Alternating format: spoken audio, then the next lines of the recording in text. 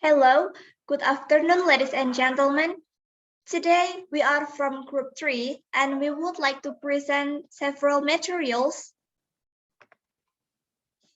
Here are our materials. The first one is about P to T movement. The second one about to support. The third one about WH equation. And last but not least is about pied-pipping with WH word.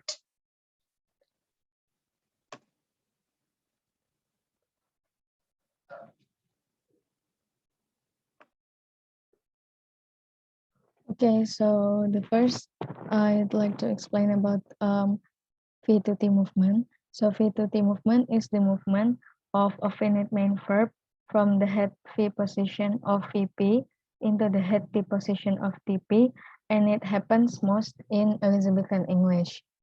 So actually, there are not too many difference between Elizabethan and nowadays English.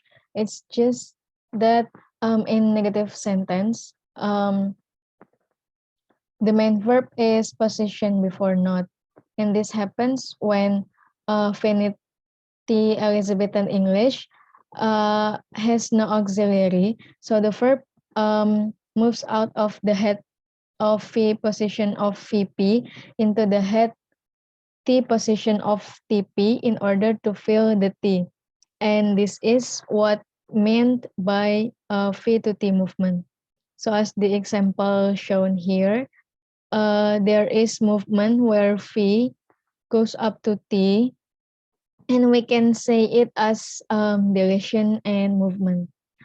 And why it must move? Because we can assume that the finite T is strong in case of Elizabethan English, and that's why it must be filled. So in a case that T position is not filled by auxiliary, the verb moves up from V to T to fill the strong T position, or we can say that the T in Elizabethan English is strong, so it attracts the verb pillows. And the next explanation will be presented by my friend.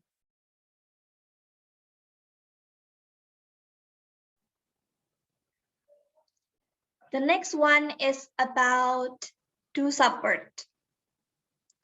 So basically, what is to support here? Before explaining and understanding about to support, we would like to explain about affix attachment first. So firstly, we need to understand about the concept of the affix attachment. So as we have learned, affix attachments can be divided into two kinds.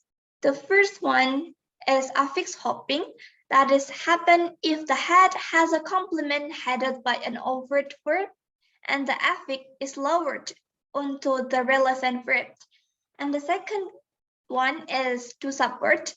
It happens when the head doesn't have a complement headed by an overt verb and the affix is stranded.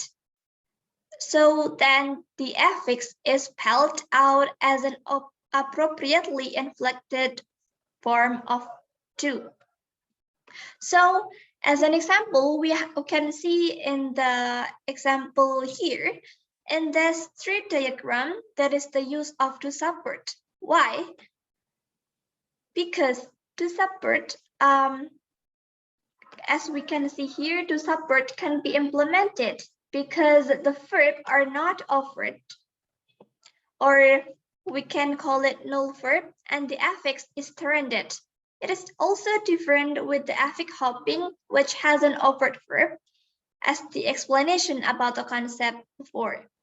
For example, in affix hopping, we are familiar that the T can be loaded to the verb below, becoming affix 3 singular, past tense, or maybe present tense. But in the concept of to support, T cannot belong to the verb below, so it just can be written to did or do depending on the tenses that is used.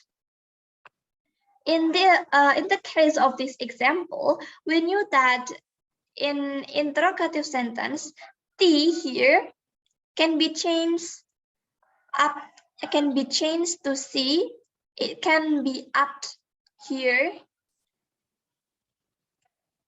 and also it can impact on the use and implementations of the affix that firstly, the affix is here, but then in the end, because there is the concept of to support, the did become here, changed to position of C.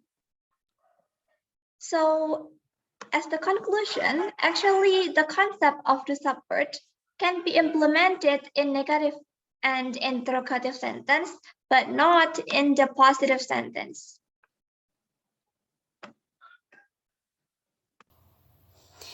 WH question. First, let's talk about WH expression. What is WH expression? Well, WH expression is an expression containing an interrogative word beginning with WH, like what, which, who, where, when, and why. Then, let's move to WH movement. The WH expressions are moved into some position preceding the inverted auxiliary. Since inverted auxiliaries occupy the head C position of CP, let's suppose that preposed WH expressions are moved into a position preceding the head C of CP. Given that specifiers are positioned before heads, a plausible suggestion to make is that preposed WH expressions move to become the specifier of C. Here's in the example. What was he eating? Two different kinds of movement operation indicated by the numbered arrows. The movement arrowed in number 1 involves the familiar operation of head movement by which the bold-printed auxiliary was moves from the head T position of TB to the head C position of CP, adjoining to a null affixal interrogative complementizer.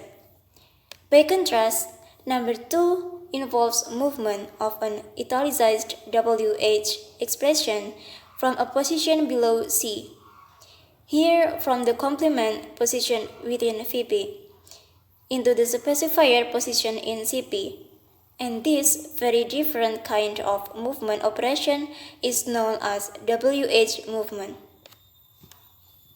Okay, so now the next material is about pipe-pipping with WH word.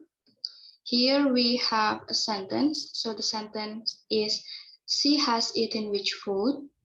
Now we will analyze and we will provide a picture like tree diagram of this sentence. So the tree diagram like this, like on the screen. C is pronoun, has is auxiliary or tense, and eaten is verb, which is quantifier, and food is a noun. So they are C bar, and then C bar divides into C and TP, and then TP divides into pronoun and or PRN, and T bar divides into T and verb phrase or VP, and then verb phrase or VP divides into V and QP or quantifier phrase, and then QP divides into Q and N. In pipe-pipping with WH word, there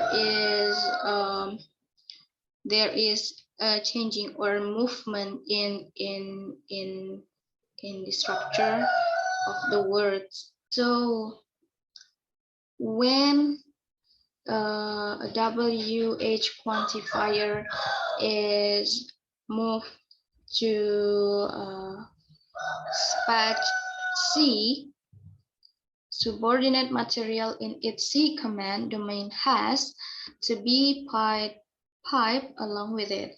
So consequently, when the WH quantifier which moves, it pipes the noun food with it. So that the whole quantifier phrase which food moves to spec C or specifier C, like this. Next question is, why can't hit Q which move by itself to specifier C? The answer is that movement of which on its own against the principle of universal grammar. Lastly, before we are going to close our presentation, let me just mention the conclusion of our presentation today. So the first one about the V to T movement. In case that the T position is not filled by the auxiliary, the verb moves from V to T to fill the strong T position, or we can say that the T in Elizabethan English is strong, so it attracts the verb low. The second one about do support. The different periods can be influenced the parameter of the same language. The third one about WH equation. WH equation is an expression containing an interrogative word beginning with WH like what, why, who, where, when, and etc. The fourth one is about pied-pipping with WH word. The WH movement can be happened and it is triggered by the presence of an interrogative pronoun such as what, which, why, and etc. So from all of our materials today, hopefully you guys can understand and get new knowledges, and we hope that it is beneficial for all of you. Thank you so much and see you. Wassalamualaikum warahmatullahi wabarakatuh.